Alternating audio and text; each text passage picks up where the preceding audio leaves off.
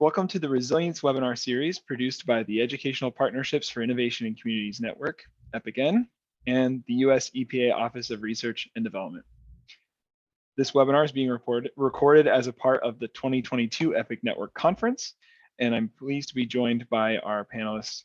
As we get going, I'll introduce them and we'll get underway.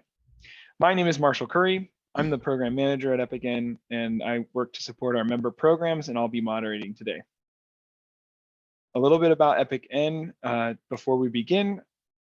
It exists to unite the human capital of universities with local governments and communities. In order to improve the quality of life and social wealth for all involved. The Resilience webinar series, which you're watching, is designed to highlight partnerships, projects, outcomes, and impacts on local resiliency from our efforts. This webinar series is presented by the members of the EPIC Network, the William and Flora Hewlett Foundation, and the United States Environmental Protection Agency. This work began in the second half of 2020 when EPIC-N began working through an MOU with U.S. EPA Office of Research and Development. We set out to identify locally focused projects tackling resilience in any form. We documented project information from around our network with the help of some amazing interns through the US EPA's virtual intern program. And we have information and articles about the partnership on our website if you'd like to learn more. Now, as we are ending our second year, we are publicly recognizing some of the outstanding local efforts through this webinar format to help catalyze other such work around the country and around the globe. Today, our expert speakers are sharing about their partnership project between Apache Junction, Arizona, in the state of Arizona, and the Arizona State University courses, students, and faculty participating in the program called Project Cities. At the end of the presentation, we'll share more about how you, listener, and other listeners can get involved in their efforts or in EPIC-N in general. Today, I'm pleased to be joined by Julia Colbert, the program manager of Project Cities. Julia holds a Master's of Arts in Sustainability and a BA in Sustainability and Geography. She has previous experience working with nonprofits and training educators, and she joined Project Cities in 2020 and has been an amazing addition to the EPIC Network. Ann Richmond also joins us from ASU. She's the director of Project Cities and also the director of the Sustainable Cities Network, which is a part of the Global Institute for Sustainability and Innovation, and also serves on the EPIC-N Board of Directors. I've had the pleasure of working with her in many capacities, and I'm grateful that she's joined us today. Liz Langenbach, if I'm pronouncing that correctly, I believe, thank you for the confirmation there, is the Parks and Recreations Director at Apache Junction. With 20+ years experience working with the city, Liz is committed to, and I'm gonna paraphrase from her own LinkedIn page, to provide the highest quality of life possible in her community. I couldn't choose someone with a tagline on LinkedIn better for this webinar. Thank you, Liz, for joining us as well. Welcome. I'll have you three unmute for this portion as we're just gonna do a quick lightning round, so I want it to be quick. And we do this at the beginning of the Resilience webinar series to help folks get to know who you are before we get started. So first and foremost, thinking about where you live currently, what is your favorite place? And we'll start with Julia. Yeah, hi everybody, and thank you all for coming. My favorite place is the McDowell-Sonoran Preserve, which is in sort of North Phoenix / Scottsdale area, if you've ever been to the Phoenix Metro. And it's a little bit higher elevation than the rest of the valley is where we live, so we get a little bit more rainfall, so the wildflowers there in the spring are my favorite. Nice. And then Liz. Hi, everyone. Thanks for letting me join you guys today. My favorite place in the Apache Junction area is the Superstition Mountains. So anybody that's familiar with Arizona, it's just this majestic mountain, and it has incredible hikes. Hieroglyphics Trail, Boulder Canyon, which has kind of water at the bottom of it, and Praying Hand. So many great places to go, but that's definitely my favorite. And Ann, your turn. Gosh, that is hard to answer. We have so many great places in the valley. I would have to say my favorite place is a place called Mystery Castle, which is at the base of South Mountain. And it was created, I want to say, in the 20s, somewhere in there. And it's all made of reclaimed materials by a gentleman who moved out to Arizona because of his health. And as many of you know, South Mountain is, I think, one of the largest public parks in the country. And so it has a lot of, it's just very desert, has a lot of trails. You can get a great view of the valley. So that's got to be one of my favorite places. Wonderful. The next lightning round question is, what associations other than EPICN are you involved in and or following right now? It could also be like a trade group or trade thing. And I'm going to try something. We're going to same order, but I'm going to try spotlighting you all to see what happens for our participants. Go ahead. Go ahead, Julia. Go ahead. Sorry. And then those, and yeah, sorry. Sounds good. So I'm on the board of directors of the Arizona Association for Environmental Education. So been following them closely for many years. It's an affiliate network of the North American Association for Environmental Education. And my background is in K-12 environmental sustainability and environmental education. So it's really rewarding to still be part of that work, really providing professional development for K-12 educators across the state to then prepare their students to go to college or get a job or do kind of all these things that come next in the sustainability and environmental world. Thanks, Julia. Go ahead, Liz.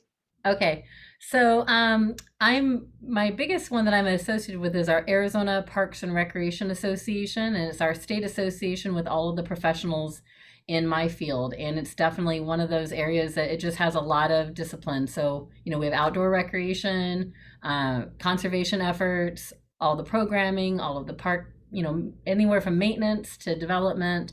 But it's just a fabulous group of people that is definitely the network that I've used to kind of stay engaged as well as motivated in our field here in municipal government. I guess, is it my turn? I would have to say I am on the board of the Valley of the Sun Clean Cities Coalition. That is a nonprofit organization that actually is created and funded by the Department of Energy. There are coalitions around the country, and it's basically promoting alternative fuel use. So we do a lot with, in particular right now, electric vehicles. And it's a great way to make connections with the school districts and the communities, the manufacturers. You learn a lot about engines and alternative fuels. And I really like it. It has a lot of value when it comes to working with our communities. And yeah. Thanks for your answers. The final lightning round question is, and I kept this out of your bios as much as I could, so I didn't steal anyone's thunder. If you could briefly share what your career path has looked like. We have a lot of new, incoming students and outgoing students from our network that we like to give, little journeys or examples of journeys to. And if, so I'll turn it over. The same order would be great. Great, thanks, Marshall.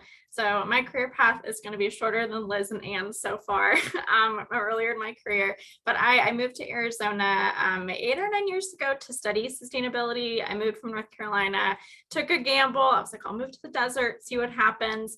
And I was really fortunate to be able to go to Arizona State University. We're the first school of sustainability in the country. So we're really the leader in the curriculum of how to learn and do and teach sustainability. And then during my studies, I ended up also studying geography and environmental education. And then I stuck around for my master's and worked on a lot of different amazing programs with schools and other community groups, lots of different stakeholders in the area. Got to go on lots of different kind of do a lot of travel, got to go to a couple of UN conferences. And then I worked at a nonprofit for a few years after finishing graduate school. And I was had a lot of different hats there. Eventually was the programs director, leading a lot of different sustainability projects across the Phoenix Metro. And then I heard about this job and I knew Anne was amazing. So I applied for it and I started in this role in January of this year. So newer to Project Cities, but have been working in sustainability in the Valley for quite some time now. So I am an ASU alumni and super proud of that. So Arizona State University is definitely my home. I did start in a career path or a path that was majoring in psychology.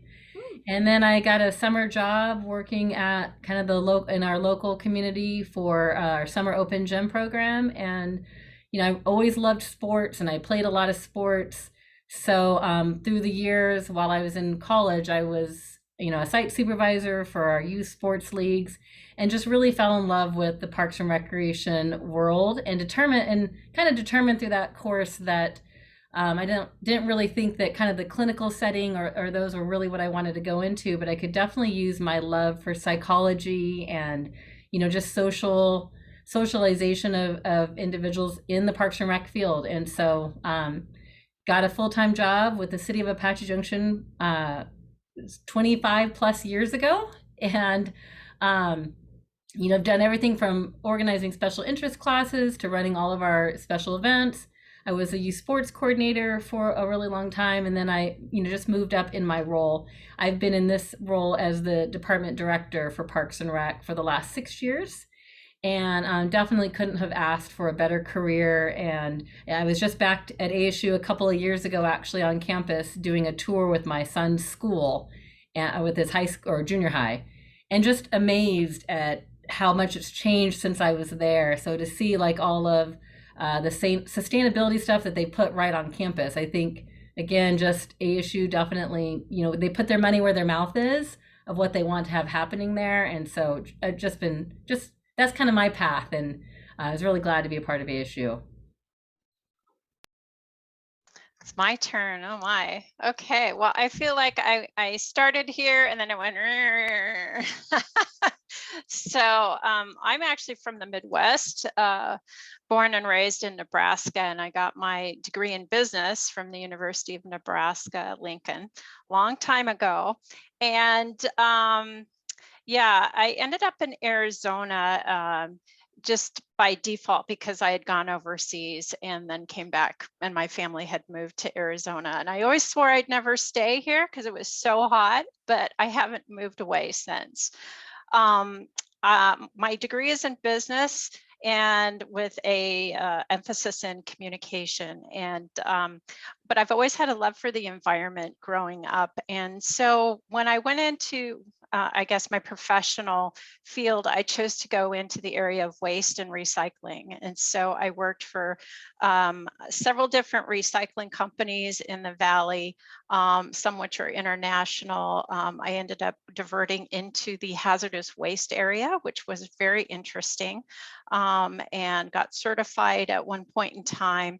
I've also directed one of our Keep America Beautiful affiliates in the Valley, which was in the realm of environmental education, kind of Julia's space. And then I spent 10 years as the director of earth911.com and 1-800-CLEANUP, which at the time was the largest organization. It was a repository for recycling, reducing, and location information for recycling and reuse. And so from there, I went to ASU. I had no idea, no plans to go to academia, but it's been a very welcome change. And I took on the position with the Sustainable Cities Network over 12 years ago and have been directing the network ever since. I do have a certificate in sustainability leadership, so I do have some kind of affiliation degree with ASU, and I would highly recommend any of their programs and certificates as well. So it's been an interesting journey, and I learn something new every day. So that's, I think, what I love about sustainability. Was waste and recycling was interesting, but there's so much more to the environmental and sustainability field. So that's why I love sustainability and resilience. Thank you all for sharing your journeys. I really, again, look forward to hearing from students who learn like, oh, I could go so many different directions. But let's get into the meat and potatoes, or the cactus and the flowers, as for Arizona, I guess, this interview of the presentation. Julia, I was hoping you could start us off by talking about, just in general, what is your program and how does it work? Yeah, sure. So I'm going to the next slide. So we, like Marshall said, I'm the program manager of Project Cities, and we are a program within the Sustainable Cities Network, which is nested in a bunch of other different places at ASU. So I'll give everyone kind of the broad overview and some of our numbers over the past few years, and Ann and I will kind of tag team this part of the presentation. So next slide. So I'll let Ann start off to just give a brief overview of what the Sustainable Cities Network is. Sure. Yeah, thank you so much. So the Sustainable Cities Network is a voluntary free network that was started by Arizona State University's Global Institute of Sustainability, now called Sustainability and Innovation, in 2008, 2009. And it was an effort to connect our very new School of Sustainability with our local community. And really, it's about connecting communities within Arizona together into a network, connecting them with ASU students, faculty, and research capacity, but also about collaboration. So we want to cultivate solutions and help our communities move ahead and educate them on sustainability specifically. We do a lot of meetings, a lot of tours, as you can see, and then also we have working groups that meet on areas of interest for the community. So everything from solar and energy efficiency, we have electric vehicles, climate and resilience, green infrastructure, so kind of whatever the needs are for the communities at the time. I also helped with various classes at ASU, and that's how we have come to actually work and develop Project Cities.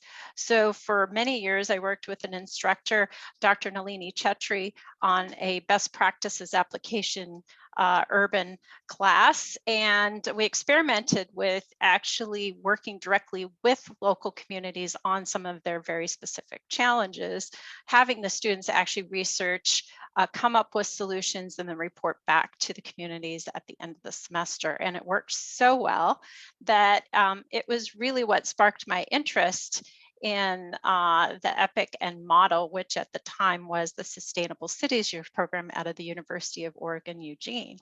And so, yeah, it's been a wonderful addition to our Sustainable Cities Network program.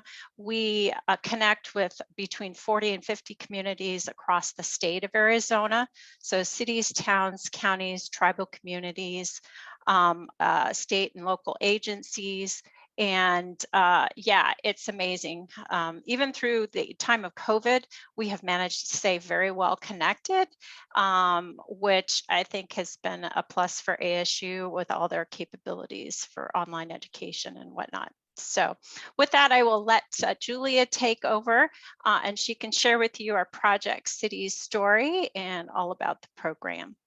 Great, thanks, Ann. And the next slide, I think, Marshall, is some of those numbers Ann was talking about. So kind of across the years, lots of different community partners. And just like she said, kind of all of those relationships really sparked us being involved in the Sustainable City Year program, now the EPIC and model. And so I've been fortunate enough to be kind of grandfathered into this really great program with really high impact. So next slide. So like I said, we are nested in a couple different units in ASU, and ultimately we're part of the kind of somewhat new Julian Wrigley Global Futures Laboratory. So we are this kind of really big unit at ASU that combines research and teaching and other academic endeavors. And so Ann and I are really lucky because we get to work not only in our unit that has to do primarily with sustainability, but also we work across the entire university, since ASU really strives to include sustainability in all that we do. And of course, we are part of the EPIC and network, very proud members. Next slide. So the goals of our program are first to support ASU classes to facilitate value-added project-based learning experiences. Like Ann said, we've been working in kind of with projects with faculty for a few years, and have formalizing Project Cities and being part of EPIC really helped to standardize this process and gives not only sustainability students, but students across the university those really hands-on skills within their classes that they could bring to their studies or research or future career. And then, of course, we're really focused on cross-disciplinary collaboration. We don't only work within one unit or so in academia, we work across different sectors and disciplines. We expose students to lots of different research-backed solutions by bringing that faculty expertise kind of into the fold. And all of that work really goes to help improve that quality of life in our municipalities and other communities around the state. And then again, we really want that real world experience for students. Once you graduate and get a job or go on to graduate school or whatever else you choose to do, having those college experiences is really important to kind of set you up for success. So most of you kind of know what the EPIC model is by now, so I won't hammer that in, but really we try to get students out there in the community getting exposed to as much of this work as possible. Next slide. So here's some of our numbers over the past 5 years since we started with our pilot in 2017, which was actually with Apache Junction. So this is a nice full circle presentation. Over the past 5 years, we have completed 75 class projects across 39 what we call project portfolios. So those are different kind of focus areas like waste or drought planning or sort of community engagement, those types of things. And then we've been fortunate to have 4 amazing community partners throughout that time. And we just hit 1,000 ASU students we've engaged with this year, which, like Anne said, is amazing, even with kind of the lull during COVID. The previous program manager, Steve Russell, who did a fantastic job running the program for the past few years, was able to continue engaging students and faculty in this programming, even through the virtual days. And I think it's actually been more of a success for the program because we've been able to expand our partnership reach farther than we thought we ever could have. And we've engaged with 40 ASU faculty across 28 schools, colleges, and programs. So again, across the whole university, we're not just in our kind of sustainability silo. Next slide. And then how our program runs during the year, and I know every kind of EPIC and program is different.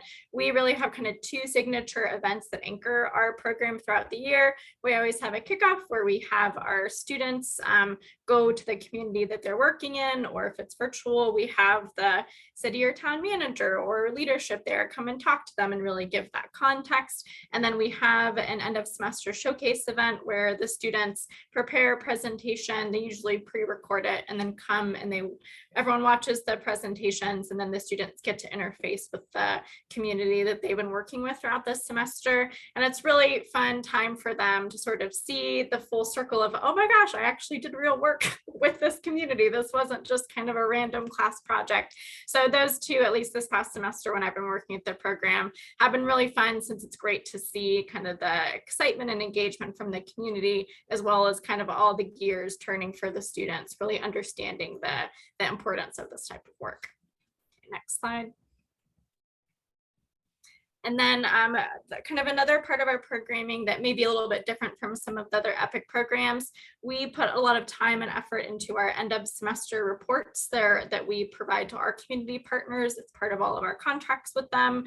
We use the work that the students do during this semester, and then we take the text of the report that they produce and we put it into our template that we have graphic designed. We actually have a team of student workers who are on the call here today, that work on these fantastic reports. So they go through several rounds of editing from the community, from our team, from the faculty that are part of the process to really produce these high quality professional reports that we publish on our website and we share through all of our channels. So though they're not part of a peer-reviewed journal, it is really beneficial for the students that participate in the program to have this kind of professional piece of work that they've done to be able to share on their LinkedIn or kind of pass around as they're doing interviews for jobs, as well as we print copies for the community. So they kind of have by now, I think a lot of them will have libraries of books that we've created for them. So it's really easy for them or their council or their leadership to kind of pull a book off the shelf and check to see what those recommendations were, and then have those digital copies too. So we're really proud of where this process has come. Okay, next slide. Right, and these will be more quick. So our kind of current partners are the town of Clarkdale and city of Peoria. Next slide. And then in the past, we've worked with the city of Glendale and of course the city of Apache Junction. So we have a nice photo of all of our students there. Next slide. And then I won't go through all of this. We've done a lot of projects over the years. The Apache Junction projects are on the lower right-hand side. So we've worked with them on more than just the project we're going to talk about today. We've done projects with solid waste, homelessness, kind of re-envisioning how people look at Apache Junction through this Positively Apache Junction project. Some more land use planning. So lots of different ways we've engaged with them, which is what we strive for with all our communities. Okay, next slide. Next. And this is when I get to ask Liz a question. We've heard some from the university side, but now I want to allow Liz some time to just tell us a little bit about your role with the city. Since I mean, you did a little bit of that in your intro, so you can revisit that as you see fit, and just tell us a little bit about your vantage point when Project Cities came to you all back in the beginning of the partnership. I think that'd be good. And then we have some slides. At any point I can share them whenever you're ready. But okay. So I think the next slide just has a little bit of our park. Well, it also has questions on it. Yeah, you can keep it up, Marcia. Okay, is that okay? Yep. 100%. So, yeah, so I was here whenever we started the ASU project, and was one of the first Project Cities groups. I know we'd done a lot of different things, but there were actually 4 projects going on at the same time as mine, and so many of them overlapped. But the dog park one really was something that we had been talking about since the mid-2000 timeframe. So 2008, we had plans on the shelf for 2 of our existing parks to have a future phase with a dog park, all the bells and whistles, $4 million types of parks in 2008 money, by the way. So a long time ago, that's what it would cost.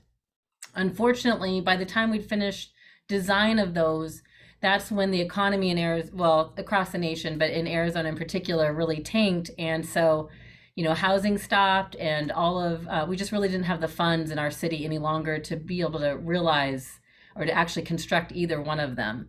And so they kind of sat plans on a shelf for a long time. And then we had this opportunity with ASU. And one of the things that we talked about was that maybe this would be the right time to start reinvigorating that conversation. So funds had still not changed very dramatically at that point in time, but could we take a look at it differently? Because the one thing that we knew for sure was that dog park, the concept of a dog park was not going away. Our community really wanted one. And so we thought it was a great opportunity to use the ASU students to give us maybe a fresh eye at how we were seeing dog parks, what we could do in our community, and if there were other ways of looking at funding sources. So that kind of took us into how did the idea arise. And I think beforehand, it was really just kind of a clean slate as far as I was concerned. I wasn't the director at the time when the original dog park designs were started. And so we really were we didn't really have a whole lot of money. It wasn't like we were going to be doing it tomorrow. So we really wanted to hear what other folks, you know, would think would be our next best steps, and to help us to kind of sell what that would look like to our city council. So that's kind of how that whole idea got started. Let's see. And I think, yeah, if you switch to the next one, so again, we were part of 4 projects at the same time. And so at our big kickoff that Julia was referring to, the students actually, we were lucky, it wasn't, you know, during COVID. So they brought several buses out to our multi-generational center. We have a fabulous nationally recognized center in Apache Junction. And we were able to get all of the students in there. I think they had lunch and all of that. And then we broke off into the 4 projects. And so the professors that were assigned to each project, and then their students that happened to be there, went to the different breakouts, and we talked a little bit about, shared our issue, and then brainstormed just kind of what we would be looking at, what we'd be wanting to learn, and what we'd hope that the project would entail in the long run. Our project was a little different. We were part of a capstone master's class. And so the professor for that class, he actually had students from all over the, all over the nation, maybe even some internationally. They attended class online for that one. So only the ones that were actually in Arizona were in contact with us at that meeting. But they actually each individually picked a different topic surrounding our dog park idea. So one person did it on private or public-private partnerships and did an entire presentation on what that would look like for our dog park. One was on just revenue sources. How could you fund something like this? And what were all the different pros and cons of all of those different sources? Some of the projects involved doing outreach to our community members and our businesses to find out what was really wanted, what were the top priorities that our community had for a dog park. Several of them did a kind of assessment, and this was sort of in conjunction with another class that was doing planning and doing like community planning. They looked around the whole community to see, you know, where were some, you know, we already had 2 locations identified, but what were some other locations that might have been more mid-size or something that maybe we could afford differently.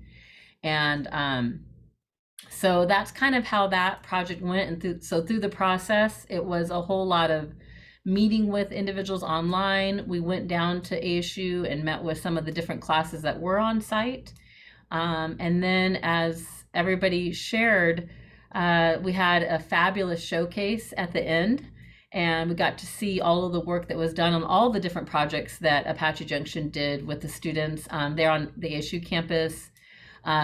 There was one individual in the capstone group that was selected kind of as the, I might be saying this wrong, but they were kind of like the project that probably did the best as far as the professor and the grading of the class. So she was able to present her whole concept, and it was really, really great to be there for all of that. So that's kind of the ASU Project Cities portion, and it was super positive. I really just can't say enough about how neat it was to be, you know, just on campus with some of the professors and then the students, and just to kind of hear some of their thoughts. Thank you. Before we move on, can we go back just like right as you heard you were going to do this partnership and then realized that it was going to be an online course? What was that like?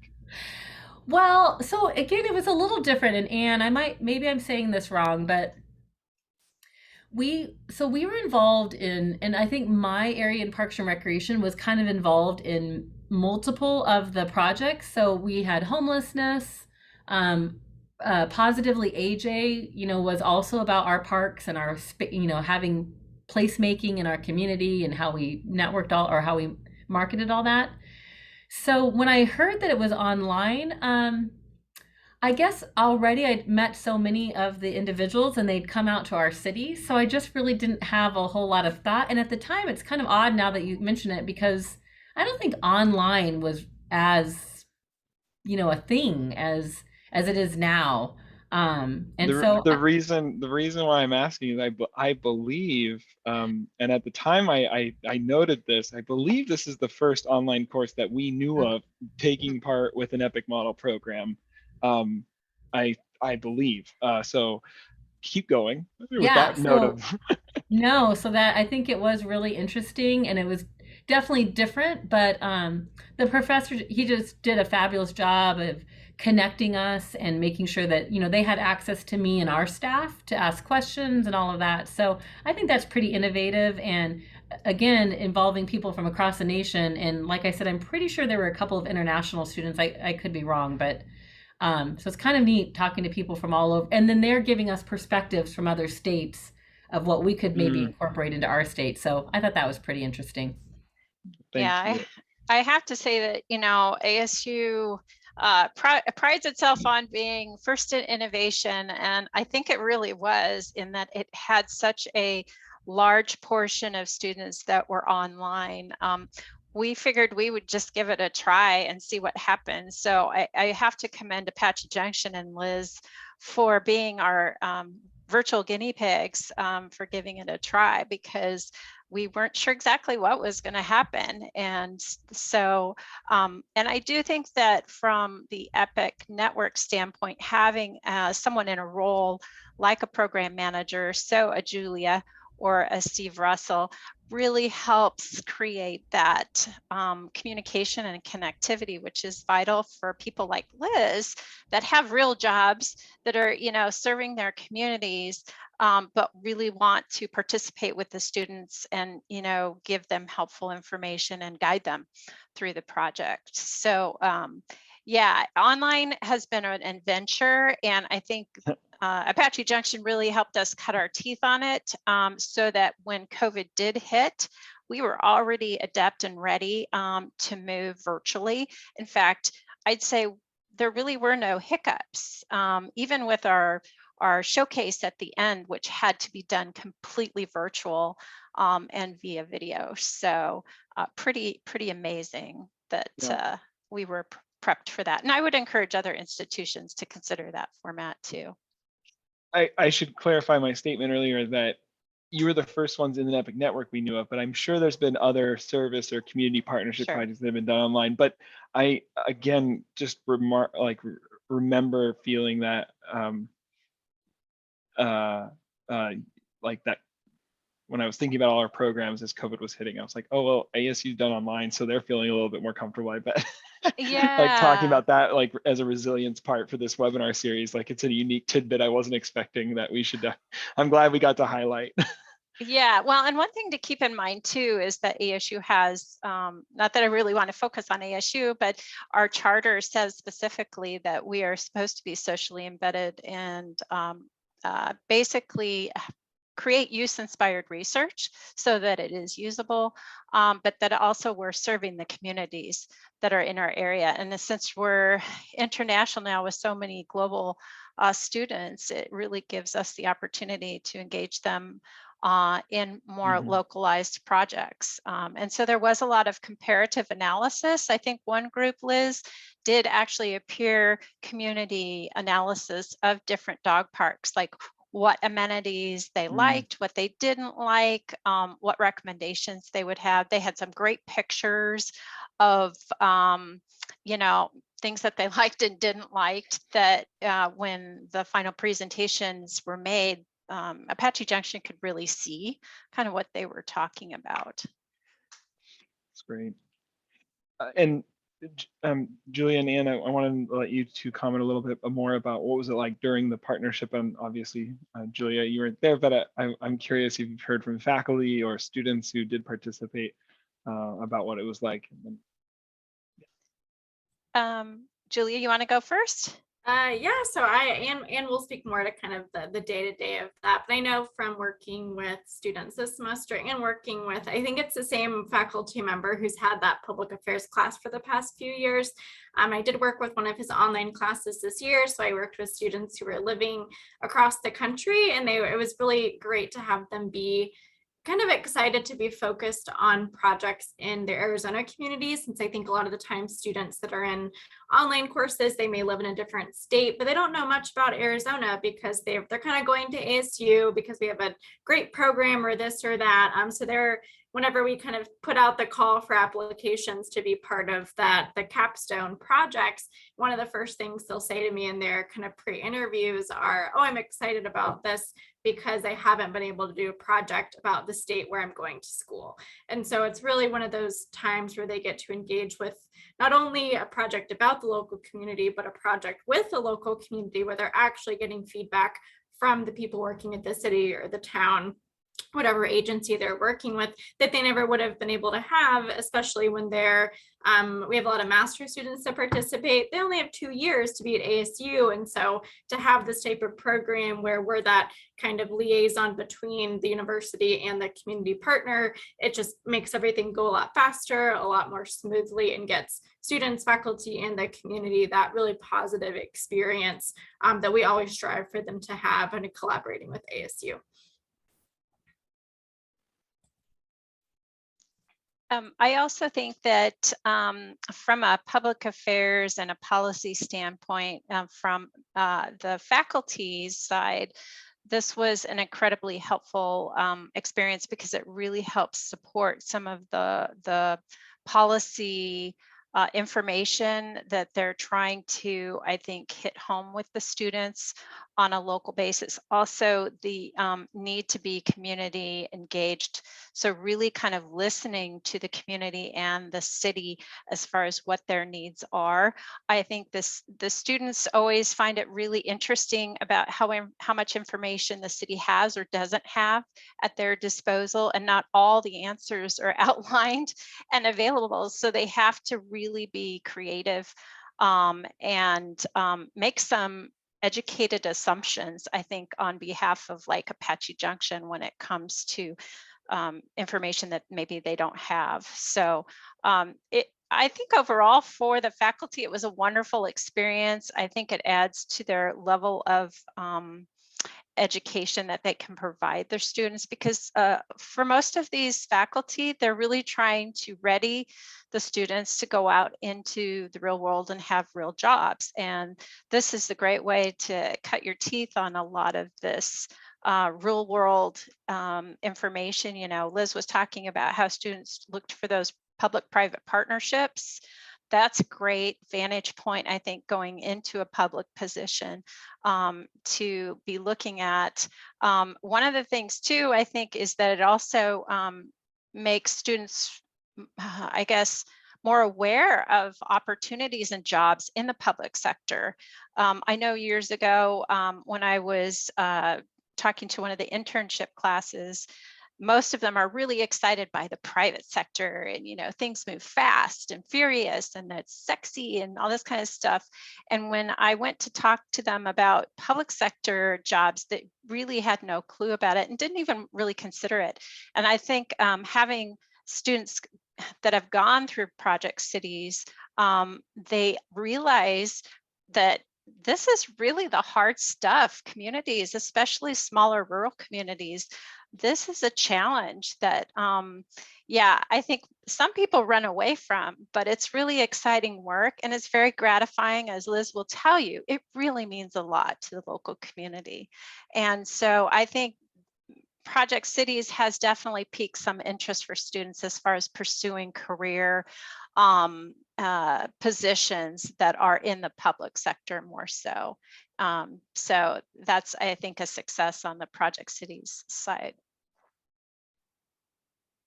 Thanks, Anne. Before we move on from like what happened during the project, I was wondering if Liz, you could talk a little bit about like, or I think Julia, you're going to share a little bit about what this is and what this final report recommendation document is. But as she's doing, Liz, I'm really curious about when you first received the recommendations, like what was the next thought in your mind as the local government leader after Julia describes what we're looking at? Yeah, so no one has to read these slides. This is more to just kind of demonstrate what our recommendations kind of tables look like in our report. So the design has come a long way, but the essence of it is still there, is sort of what do the students recommend? What are their takeaways? And then now we actually say what page they're on, which I think is really beneficial for the communities. So I'm really curious, kind of aligning with Marshall, for Liz to provide feedback on, okay, you got these recommendations. What did you think whenever you saw them? And like, were there any things that you were able to really kind of keep in mind as you were doing this planning and implementation over the past 5 years, like thinking back all the way to this report that we published with the students? So yes, first of all, here's my book, and this is like how thick it is for everybody to kind of understand. I mean, this is a serious major publication that they put together for us, and they put together 4 different ones because we had 4 projects going on at that time. I think one of the big important things to note is that we were involved in that even all throughout it. So as it was even being put together, we had opportunities to kind of ask a lot of questions. So as they put together the students' recommendations, of clarifying and making sure that it made sense, so that way the document that we would have, we would be able to justify, and we'd be able to, you know, use it as a document for our council. And so that was really awesome. I say when we got the results, I think we were really pleased, and I think it showed a lot of things that we were really hoping it would show, which was that we don't have to do the big bells and whistles dog park, that our community really wants it now, and let's just keep the momentum going. Let's see if we could find something mid-level that would meet our needs, and didn't mean we had to completely get rid of the idea of a full scale, big dog park with a lake and all that. But it gave us ideas, and there was definitely plans for these are the things that are every dog park needed to have it. And so we could take those parts of the plan, and truly within the next year, we were presenting on, their recommendations. So you literally can take this document and take whatever the recommendation is. And we use that in a lot of our presentations to our Parks and Rec Commission, as well as our council. We used it when we worked with our citizen focus group that, hey, this is what was said during the study period. What do you guys think? Are we on track? And there was so much that is incorporated into the dog park that we have now. So it was a great tool. Is that what we're looking at on this slide? Is this the design that came out of that, or is this a different part of it? So we had looked at a location shortly before we partnered with Project Cities. And so this was just a conceptual design of something that could happen. And it literally hadn't been shared with anybody, even before the Project Cities. So it hadn't gone to council. It hadn't gone to our Parks and Rec Commission. Our former Parks and Rec director had basically sat down with just an architect and said, what if we put a dog park in this? It was an old retention basin that was not built properly. It was not draining properly. It was an eyesore on the corner of our down where our city hall was located. And so he just asked for them to slap some stuff on there. And so we shared just the general concept with the students. And then they went out and determined, what they found out in the real world. And so they were able to add things like, how high should our fence be? So again, this was a great conceptual. They added a lot of the detail to having 3 dog areas instead of just 2.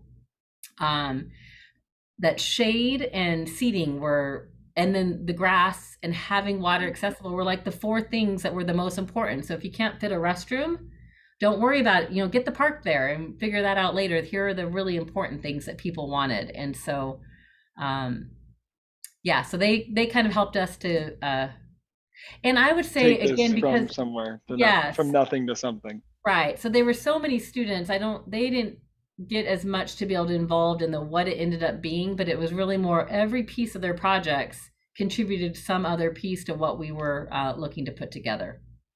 And Liz, is this the same retention basin it's in? Like it's still the same location, right? Okay. Yes. I thought so. Yeah. Mm-hmm. And it was just one of about 5 other locations that they had. So the students that worked on finding us other spots did a lot of research, and we went and toured a lot of different spots that, maybe logistically would have been better. Maybe wouldn't have had as many issues, but at the end of the day, it all kind of kept coming back to there was already existing shade. There was already infrastructure we could tie into. It was like the most cost-effective site. And I don't believe that their recommendations, told us do this site. It was more like, here are the things that you should consider. And they really all just led to this site. And it was super helpful as we presented that to our council a year later or so when we wanted to get moving. And so I think that's a perfect segue into the next question, which is, since you received those recommendations, well, what's happened? Where are things at? So this is the park, the final design of our park. And I think our next slide, so maybe go to the next slide that shows a little bit. So really this is so timely because this spring we did our ribbon cutting, opened up our park. We broke ground this past end of last summer, and we quickly were able to kind of get through. We brought in enough development fee money, so that's every home and every business that is new construction. The city gets development fee revenue from that, and so about $1,000 from every property goes into the Parks and Rec Development Fund, and so we raised about $900,000 from the time that the ASU Project Cities was wrapping up to today. And so at some point in the last couple of years, Bryant Powell, our city manager, really felt confident in where our development fee revenue was going. and that without dipping into general fund or taxpayer dollars, we could almost fully fund the development of this park, along with a few minor grants and some other corporate partnership donations. So we went out, we did our final design, we went out for bid at the beginning of last summer, and then brought on our contractor, Shoals Contracting, this at the end of the summer. Did our groundbreaking down at that site, and then this spring, in April, we did our ribbon cutting, and Anne was able to join us at our ribbon cutting, and Julia was able to join us at our grand. So we had a grand celebration date that was separate from the ribbon cutting. The ribbon cutting kind of relied on when everything was really going to be in place with a lot of the construction items. And so we wanted to have a grand opening where the public would really be invited and we could be ready to receive a bunch of dogs at one time. So we probably have about 30 to 40. So when it cools off in the day, when I leave my office at 6 p.m. or I go to a council meeting, there's 30 to 40 dogs at our dog park each night. We'll get a few throughout the day that get there in the early morning. We probably have about 20, 25 dogs there at any one time. And it is just amazing to see, knock on wood, we know that there'll be challenges. There are always challenges with a dog park or an amenity of that type, but just the love that dogs are having for running free, and the space that we ended up doing it is really so much bigger than what even any of us thought on paper. So it really kind of checked so many boxes on the Project Cities, on the plans that the Project Cities students had given to us. Yeah, and I will say I brought my dog to the grand opening ceremony, and she loved it, especially because there's the kind of the larger, more active, friendly dog section, and then my dog is a timid dog, so she goes in the other section. Then there's a reservable space, which I thought was really great and really unique. How has that been going so far? Has anybody been reserving it, or is it getting too hot now for? Yeah, so every day we have reservations, and I think so we're actually getting ready to go online with our facility reservations, and then that will probably make it much easier for people to reserve. But right now we have reservations every single day. Our local Apache Junction Animal Control Center, they have 2 ongoing days that they bring their kennel dogs, get to come, and they get to have a field trip. And so they get to run in that area. Yeah. So they post every week about which dog got to be at the dog park. And then, they go there with a vest that says "Adopt Me," and so they're able to be seen by people. But that dog is getting to run around and just really enjoy the space. And so we plan to do adoption events and other things with them throughout the years. But that's been a major thing. But yeah, we have quite a few people. I think it also solved a problem for us. So people are very uncertain of whether their dog is an active dog and that it's going to do okay with it. They might be active, but they don't really either want to be around other dogs, or maybe they have some nervousness. Some have a timid dog, but their dog is really big. And some people are just uncertain where their dog fits in at a dog park. And so we wanted to have this space where if you're not really sure, we recommend that for $8 an hour, you could reserve your own spot. Julia and Ann will tell you it's a fairly significantly big enough spot. And you can either bring a couple dogs that your dog knows, or go by themselves and hang out there. And so that's something different that not any of the other dog parks have done, that we're kind of piloting. And it's been really successful for us so far. As an avid dog park user, I've not seen it in Oregon, and I also think it's a really great idea. And I also wanted to comment on, or just ask you about, have you had any interactions with the people who are using it? Because I think one thing for me as a dog user or a dog owner is that it's helped me just get out and walk myself. Right. For the health benefit, because I have the space available, because I know I can go there and my dog will be exercised, but I also get to exercise at the same time. So I'm curious if you had any comments or feedback in that nature. It's also, for one other tidbit for you may respond on, is it's also the place where I come into contact with people who are very different from myself. And so I'm curious if you might have other outcomes that you've seen on that end, but maybe not. Anyway, I'll turn it to you. Absolutely. So I think one of the things that we saw, and some of this came from our Project Cities research, but as well as in recent years as we looked at what other cities are doing, definitely individuals that come and visit the dog park, some are coming every day at a certain time and they form very close networks, I'll say, of the people that they're with all the time. And sometimes that can be great. Other times it can be very uninviting for other people that aren't part of that group. And so it can be challenging in that way. But what we've really seen, and I've definitely spent a lot of time down at the dog park. So I'm there at night, sometimes just checking on them. We might check in just to see how the grass is doing. You know, there's a lot of maintenance things that is new for us at a dog park. So we're there quite a bit and actually interacting with a lot of folks.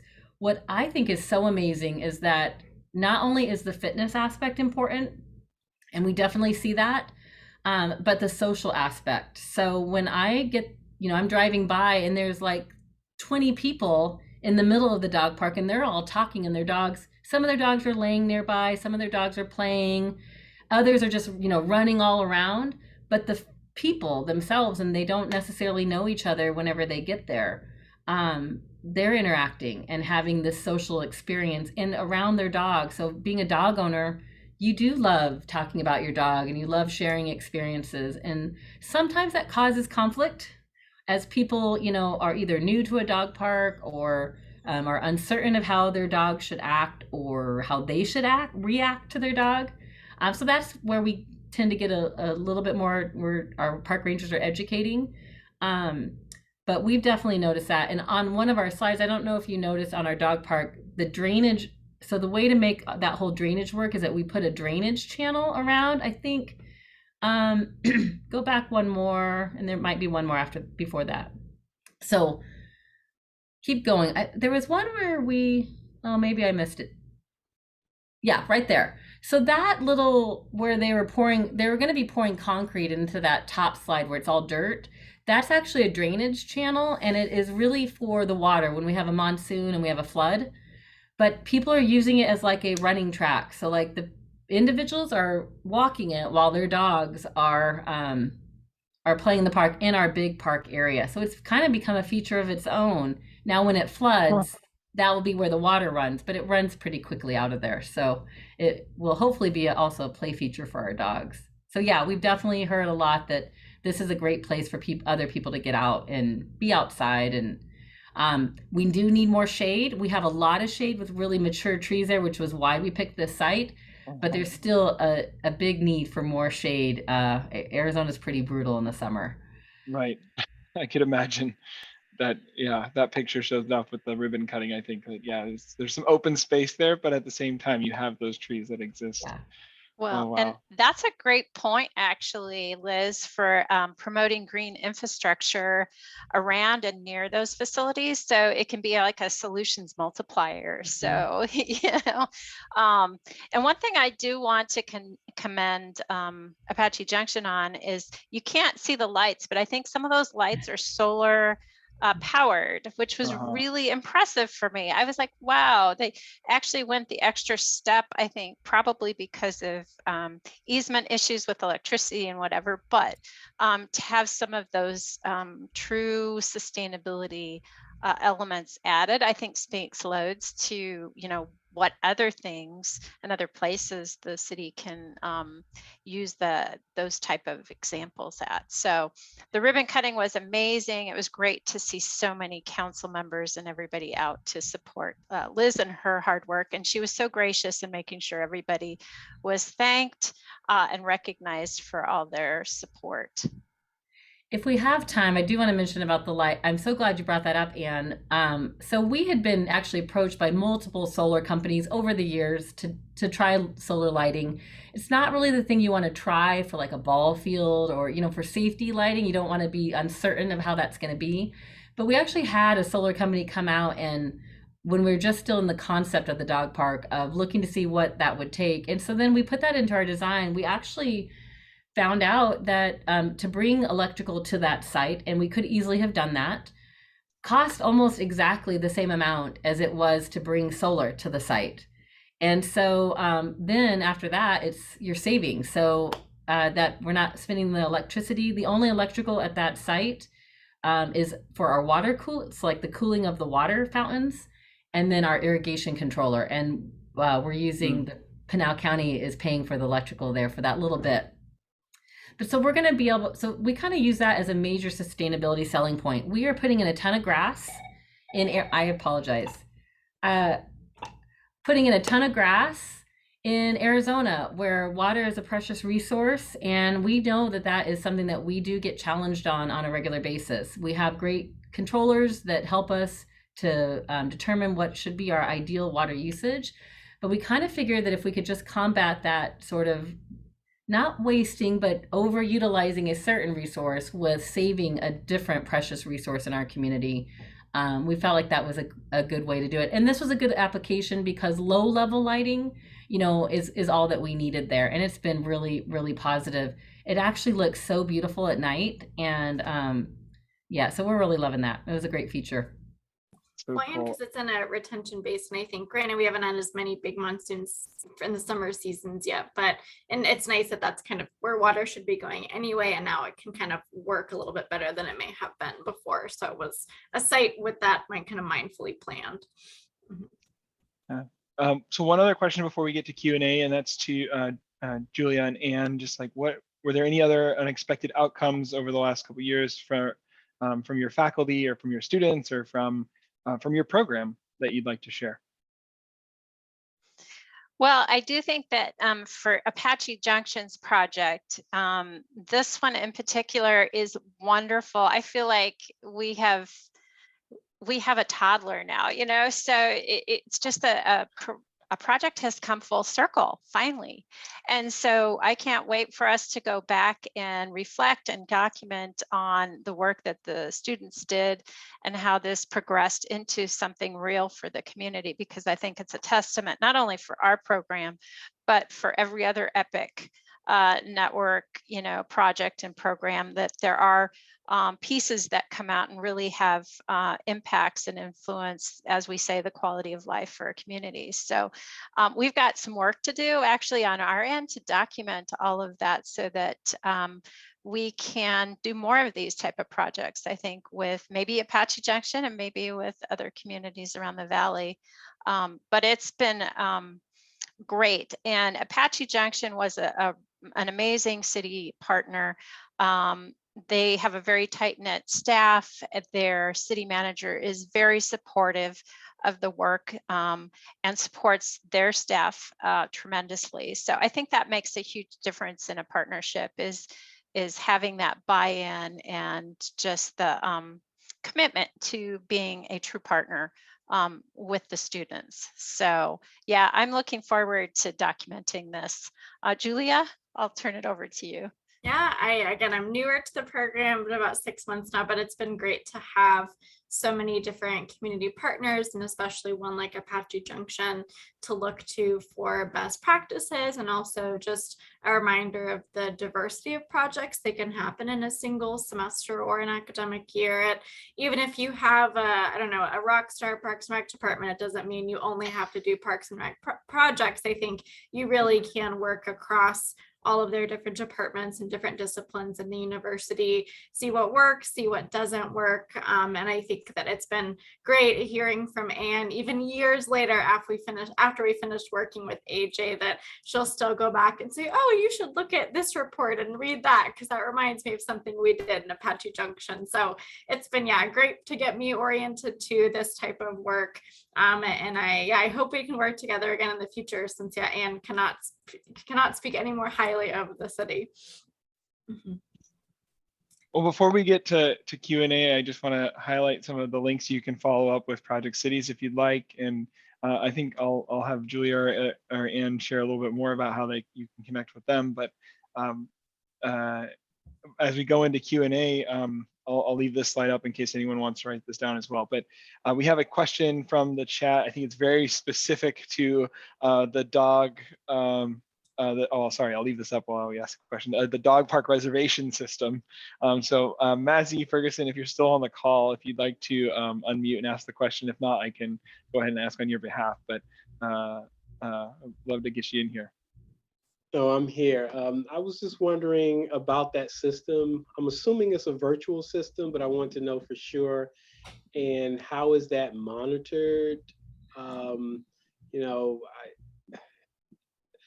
I think about the city I'm in and maybe how that would work and how, you know, folks might wander into the reserves area, but it's my time. And so how's that monitored? Is the monitoring of it costly, or are people just pretty nice about it? I mean, if not, I would love to get a link to some of the YouTube videos. I'm sure there'll be. Soon enough, I'm sure there'll be some.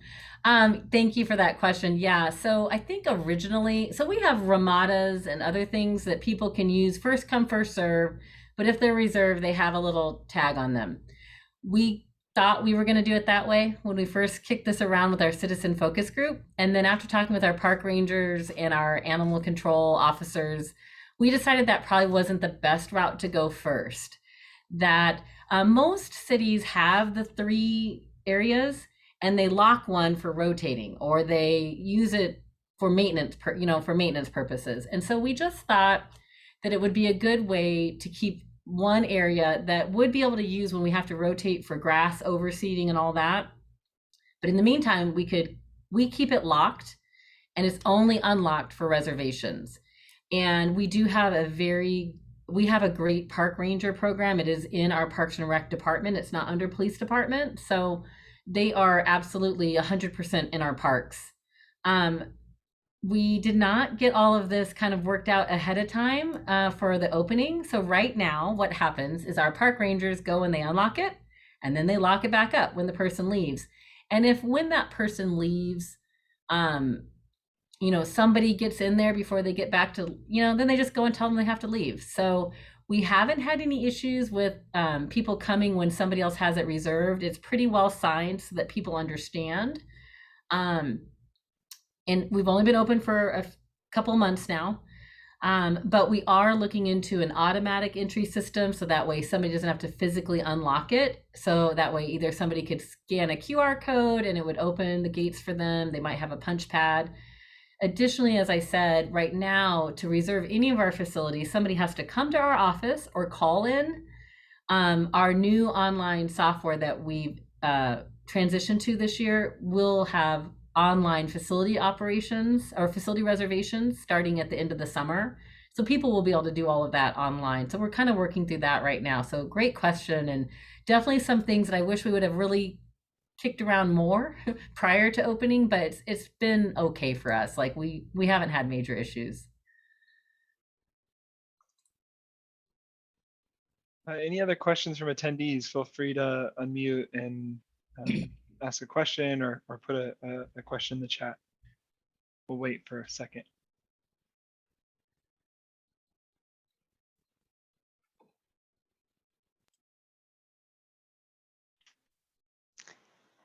I have a question for Liz, actually, for when all the other questions are done. Yeah. Let's wait for just one more second. Anyone else? Q&A? Okay. Now you can ask it. Oh, okay. I was just curious from a local business standpoint, if you've gotten any feedback from the local businesses in the area, any interest in partnering with the city or doing anything with regards to the dog park, because I know one of the students in the project actually did the survey at one of the local pet clinics or vet clinics and whatever. So I was curious if you've gotten any feedback. So we did have a corporate partnership program that we rolled out. A lot of our businesses are smaller, mom and pop, and so they just really don't have the funds to kind of do major stuff. But we are partnering with several of them so we've actually had a couple of businesses that have sponsored our dog waste stations, and so they paid for those, and then their name and their business goes on that. Arizona Water Company, they ended up being a corporate partner to, and they were a big partner in the drainage and the water, all of that kind of stuff, getting that to the site. But they were a major partner. And so, yeah, we've had some business interest. The one unfortunate thing that we learned after the study was that, so on Bureau of Land Management, so this is part of a patent that the county has under Bureau of Land Management. It's a recreation and public purpose lease. You aren't allowed to do anything commercial on it. Otherwise, it null and voids your patent or your lease. And so the county doesn't pay any money for the land. We can develop on it. We can do all the things that we do. So we can't do like major, people can't do any kind of business stuff there that's not associated with an event or an activity that we're doing. So we can bring businesses to an event like our grand opening. We had a lot of groups that came out and shared, shelters and doggy daycare and all those kind of things. We can do a lot of that. And we definitely have had a lot of interest in offering trainings and from dog obedience instructors, that kind of thing. Great. I also wanted, if it's okay, if there's not another question yet, but I wanted to mention, Anne and Julie were kind of mentioning that these projects are with multiple departments within a city. And so Parks and Rec was just involved in a couple of, different ones. But our city did a major thing on solid waste. And, at the time we had 3 carriers coming through our neighborhoods. There was no real, we had a lot of like old, I guess I'll say, I don't know how to say this any differently, but old code and old practices in our community that were allowed, where people, might be keeping their garbage stored and then taking it to the dump once a month. And so the students worked on that project as well. And that's one, we now have a single, we went out for an RFP for the first time ever. We have a single provider for our whole community, and a very fine-tuned system of getting everybody in our community kind of doing what they need to do to handle solid waste in an appropriate and healthy way. So that was another major project that is, I think a huge example of a result of this. Yeah, I think that particular project was called Sustainability and Solid Waste. And so we had 3 classes of students, the same group with the online professor as well. There were a few students that actually looked at assessments and analysis for that. But that's actually kind of what springboarded our relationship with Apache Junction, because the class that I had mentioned previously in working with communities on individual projects, we did work with Apache Junction on that class previous to kind of grease the wheel on the solid waste topic. And essentially it was the staff person saying, we know that we need to make changes, help us explain this to our policymakers so that we can kind of take the next step when it comes to researching options and what the true issues are. And so, yeah, it's been transformational, I think, for Apache Junction to go from 3 different haulers down to an actual contract and being able to provide that more consolidated service. So it's really transformed your solid waste department, I would imagine, as well.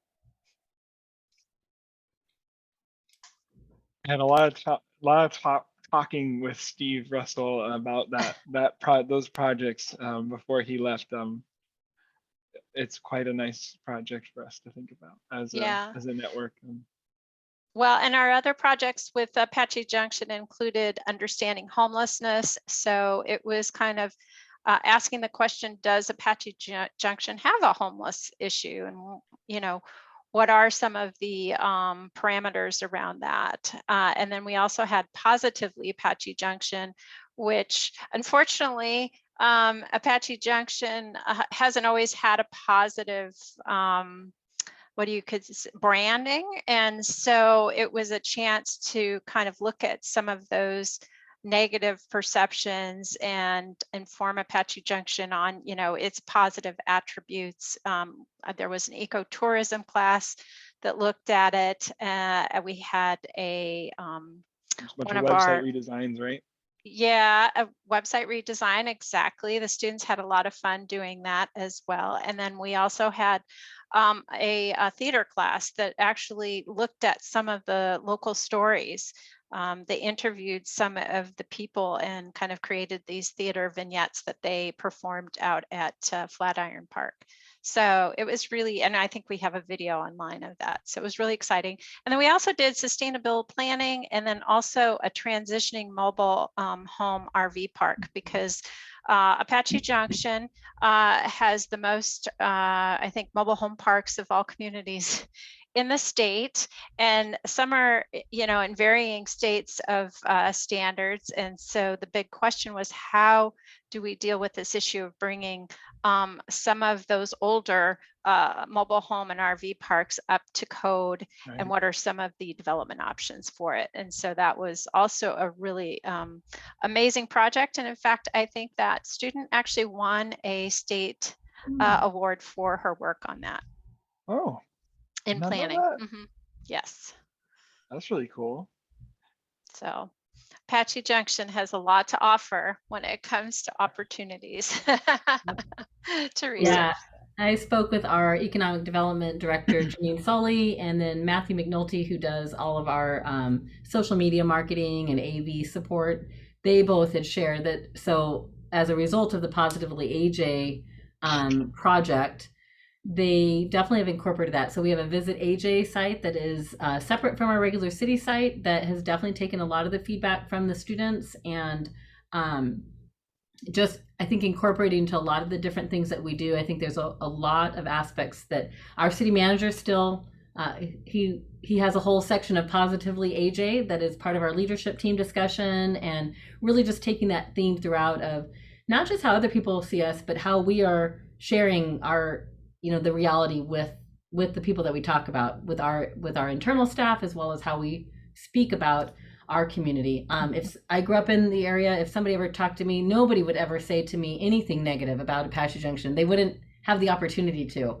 And I think it's just making sure that other people that we all embrace that we have a great community, and how we share it, I think, is really important. So it was a lot of really great work revolved around that.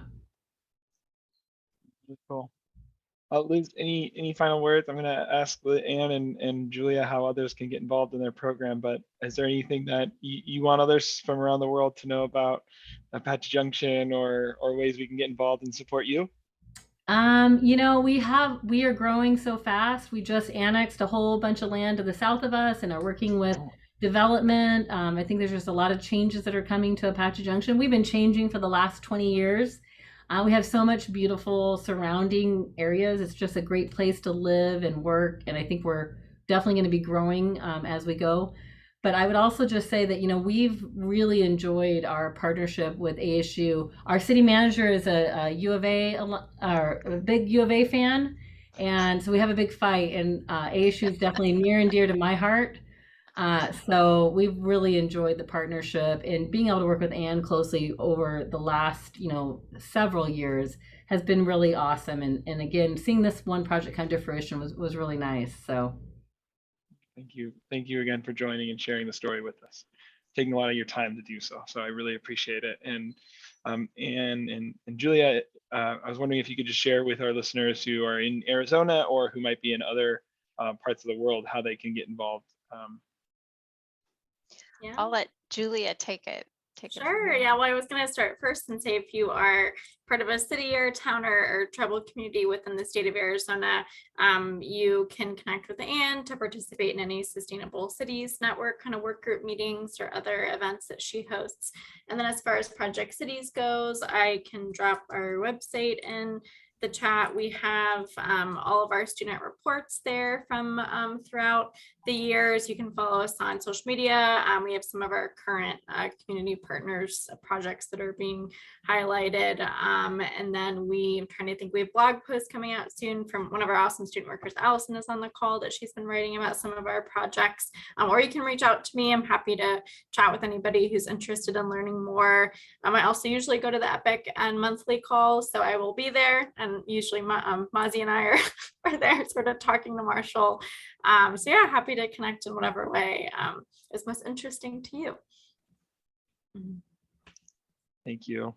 And if you are calling in from another part of the world and you want to connect with the program that's closer to you than Arizona, potentially, you can use www.epicn.org and visit the Who's in the Network map, which can and maybe be your referral site for you.